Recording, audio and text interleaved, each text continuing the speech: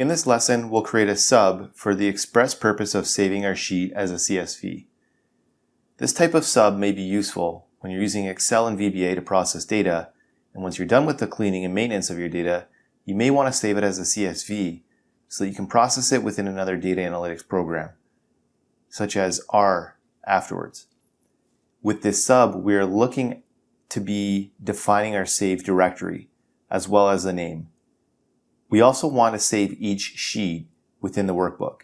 You may be wondering why you would bother creating this sub. After all, couldn't you just press the Save As button to obtain the same result? This, of course, is true. However, the sub is not something that you would create without a reason. You would call this sub after we have run all of our data processing subs and modules. In other words, our file would be saved after all other changes have been made.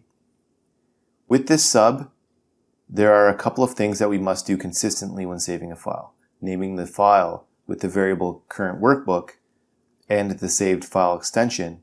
In this case, we're looking at CSV, so we're using a XL CSV with the save as function.